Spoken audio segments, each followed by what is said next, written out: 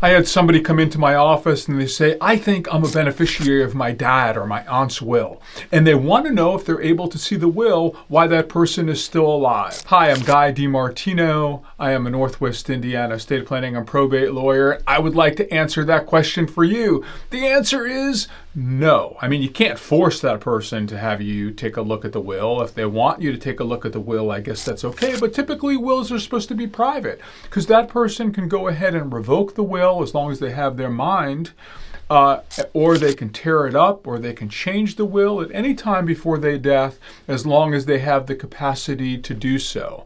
So a will does not come into effect unless the person is dead and there is property that has only been titled in the person's name at their time of death. So if there's no probatable property or there's no death, no one is really entitled to see the information in the will, and the will has no effect. Let me give you a case in point. Say Uncle John has you in the will, and Uncle John says, I want to give my bank account to... So Uncle John passes away, and you get a copy of the will, and it says, Uncle John left you his bank account. So you take the will over to the bank and you say, I want the money in Uncle John's bank account. Or the executor contacts the bank and says, I want the money for the nephew. And lo and behold, the bank says, I'm sorry, can't help you.